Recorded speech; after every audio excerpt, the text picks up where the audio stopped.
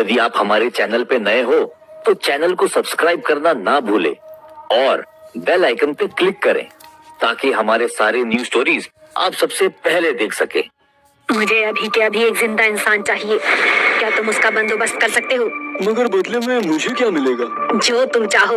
मगर जिंदा इंसान क्यों? क्या करोगे तुम उसका? तुम सवाल बहुत पूछते हो। आम खाने से मतलब रखो, गुठलियां हम गिन लेंगे। सारे राजमहल में चहल पहल मची हुई थी। आज राजा पूरे 6 महीने के बाद युद्ध भूमि से लौटे थे। उनकी जीत के जश्न में सारी महल में नाच गाना चल रहा था। इतने दिनों के बाद महाराज युद्ध भूमि से लौटे हैं, मगर उन्होंने अभी तक हमारी खैर खबर तक नहीं पूछी। क्या अब उनकी जिंदगी में हमारी कोई कीमत नहीं है? सिर्फ इस शान शौकत को हासिल करने के लिए उन्होंने हमारा इस्तेमाल किया था। अपना दिल छोटा मत करिए रानी साहिबा, अभी कुछ ही देर में महाराज आते ही होंगे। आइए, तब तक हम आपको उनके स्वागत के लिए तैयार कर देते हैं। आज आपको कुछ इस तरह से तैयार करेंगे कि महाराज कभी आपको छोड़कर जाने के बारे में नहीं सोचेंगे। दासी ने महारानी का उपटन करके नक्शे सीख तक उन्हें तैयार कर दिया। अपनी आंखों से काजल निकालकर महारानी के कानों के पीछे लगाते हुए दासी बोली, आहा, अरे महारानी, आज आप इतनी खूबसूरत लग रही हैं कि पूनम का चांद भी आपको देखकर शर्मा जाए। दुश्मनों को तो जीत कर आ ही चुके हैं महाराज, मगर एक बार इस महल में आ जाएं, आपके श्रृंगार और यौवन के आगे हार जाएंगे। हाँ। खुद को आईने में निहारते हुए महारानी बोली, आज इस पूरे भवन को फूलों से सजा दो, द्वार से लेकर शयन कक्ष तक दियों की रोशनी कर दो। महाराज को अंधेरा बिल्कुल पसंद नहीं है। हम नहीं चाहते कि आज कुछ भी ऐसा हो जो महाराज को बिल्कुल पसंद ना आए। महारानी के कहने पर दासियों ने पूरा महल फूलों से सजा दिया और दीपक की रोशनी से रोशन कर दिया। महारानी महाराज का इंतजार करने लगी, मगर उनके इंतजार की घड़ियां लंबी होती गई। सुबह होने की थोड़ी देर पूर्व ही महाराज महल में पधारे। दासियों ने जैसे ही महाराज के आने की खबर करी, महारानी तुरंत उनके स्वागत में खड़ी हो गई। महाराज को रानी के पास सिर्फ जिस्मानी भोग ही खींच कर लेकर आता था, वरना इससे ज्यादा उनका और महारानी का कोई संबंध नहीं था। जलते हुए दिए की रोशनी में उन्होंने महारानी का चेहरा देखा, मगर ना जाने क्यों कुछ बात उन्हें खटक गई और फूलों को मसलते हुए बोले, कितना भी श्रृंगार कर लो तुम, हमें ना तो शारीरिक सुख दे पाती हो, ना ही संतान सुख। महारानी को भीतर तक चुभ गई ये बात। उन्होंने फिर भी महाराज को बिना कुछ कहे बिस्तर पर संतुष्ट करने की काफी कोशिश की, मगर महाराज के जोश के आगे उनका यौवन और ताकत सब कुछ हार गया। वे खुद को बेबस महसूस कर रही थी। खुद को महारानी कहती हो, राजपुताना खून दौड़ता है तुम्हारी रगों में, मगर अपने पति को ही संतुष्ट नहीं कर पाती हो तुम।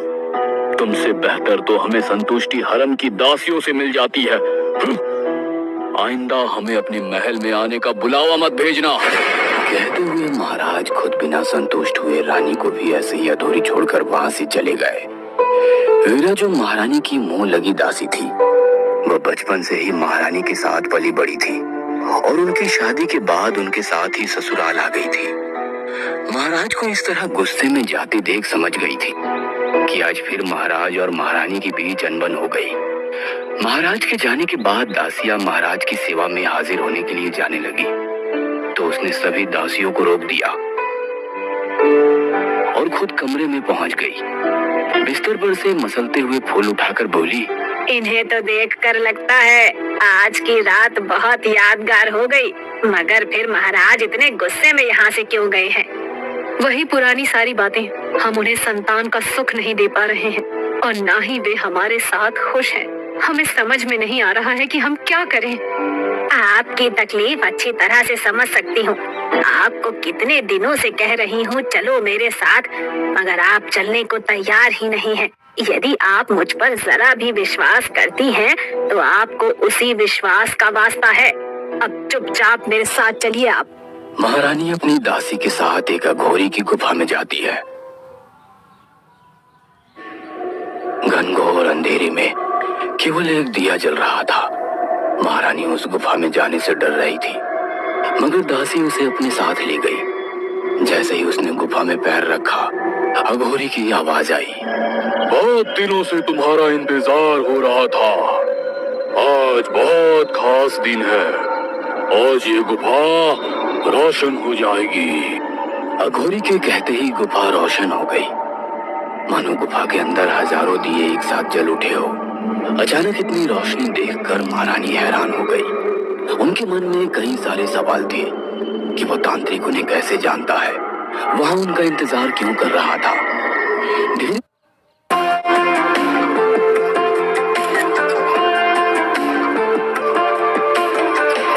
धीरे साधे हुए कदमों से वो रहस्यमय गुफा के आगे बढ़ रही थी। जैसे ही वो तांत्रिक के पास पहुंची, नजारा बहुत ही विवस्थ था। चारों ओर खून की नदियां बह रही थी। बीच में एक बकरा और मुर्गा कटा हुआ पड़ा था। हवन कुंड जल रहा था। शायद अभी उस जानवर की बलि दी गई थी। अपनी जवानी के दिन वापस पाना चाहती हो? एक बार बुढ़ापा आ जाता है, उसके बाद जवानी वापस नहीं आ पाती है। अरे ऐसा ना कहो बाबा जी, तो उम्मीद से आपके पास आए हैं। हमारी उम्मीदों पर पानी मत फेरो। तो क्या चाहती हो तुम? इसके लिए मैं अपनी साधना दांव पर लगाकर काल चक्र का पहिया घुमा दूं, जिससे ये फिर से जवान बन जाए। आप तो सब कुछ कर सकते हैं बाबा। हम लोग बड़ी आशा से आपके पास आए हैं। यदि काल चक्र को घुमा भी दूं और दोबारा तुझे जवान भी कर दूं, मगर फिर जब काल चक्र अपनी गति से चलेगा तो बुढ़ापा वापस अपने शरीर में अपना राज स्थापित कर लेगा। आपको जो कुछ भी चाहिए हम देने को तैयार हैं, मगर हमें हर हाल में महाराज का प्यार वापस हासिल करना है। कहीं ऐसा ना हो वे हमसे। कहते हुए महारानी खामोश हो गई। एक रास्ता है जिससे तू कभी भी बूढ़ी नहीं होगी, यहाँ तक कि जीवन मृत्यु के चंगुल से भी मुक्त हो जाएगी, मगर उसमें खतरा है। हम कोई भी खतरा उठाने को तैयार हैं, बस आप आदेश दीजिए हमें क्या करना है। एक बार सोच लो, यदि एक बार इस और कदम बढ़ा दिया तो वहाँ से लौटना नामुमकिन है। हमारी रगों में राजपुताना खून दौड़ रहा है। एक बार कहने के बाद हम हमारी बात से पीछे नहीं हटते। महारानी की बात सुनकर तांत्रिक के चेहरे पर रहस्यमयी मुस्कान आ गई और वो उन दोनों को लेकर गुफा से बाहर निकल आया और जंगल की ओर अपने कदम बढ़ाने लगा।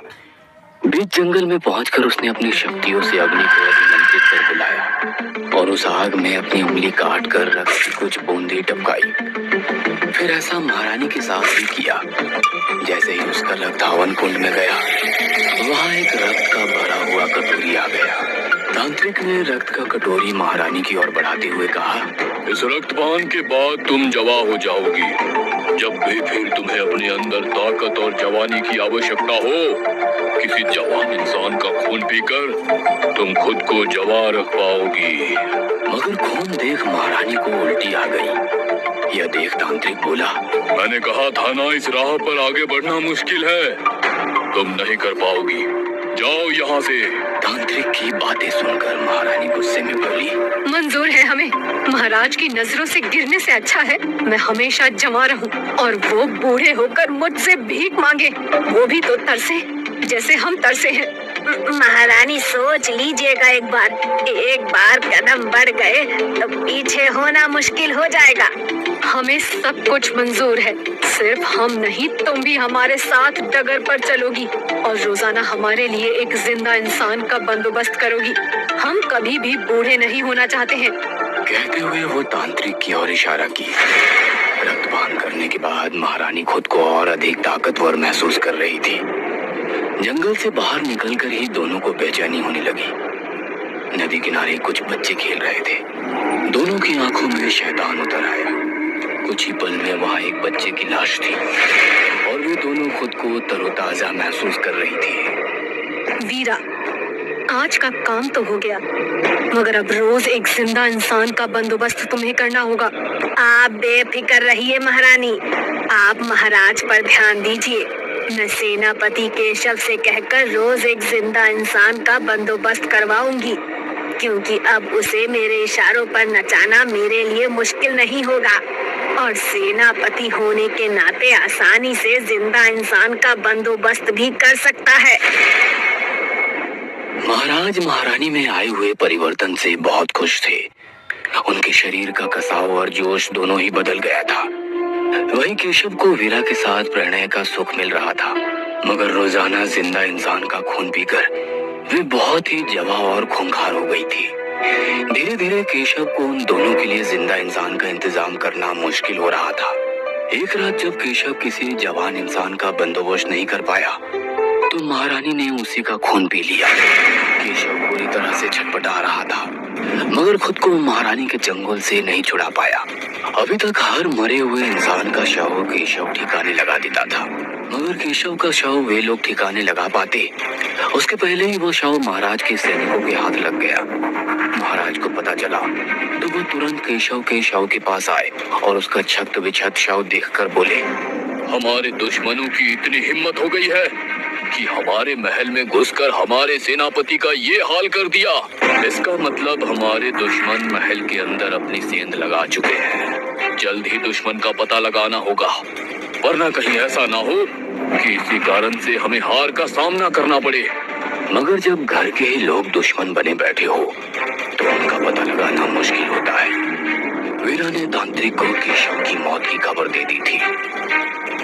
तांत्रिक महारानी के पूरी तरह बेहोशी हो जाने की प्रतीक्षा कर रहा था। एक रात जब महाराज महारानी के कक्ष में थे, दोनों के प्रणय के दौरान महाराज महारानी को संतुष्ट नहीं कर पाए तो महारानी बोली, यदि पति अपनी पत्नी को संतुष्ट नहीं कर पाए तो पति के जिंदा रहने से अच्छा है कि पत्नी विधवा हो जाए। अब आपका हमारे जीवन में कोई काम नहीं है, जाइए उस दुनिया में जाकर आराम कीजिए। कहते हुए महारानी ने महाराज का खून उनके रक्त से अपनी प्यास बुझा ली। अपने पति का खून पीकर महारानी और ज्यादा खूंखार हो गई थी। तांत्रिक रानी के पास आया और बोला, देखिए, अब आप बहुत शक्तिशाली हो गई हैं। अब आपको ऐसे पुरुष की जरूरत है जो आपकी टक्कर का हो।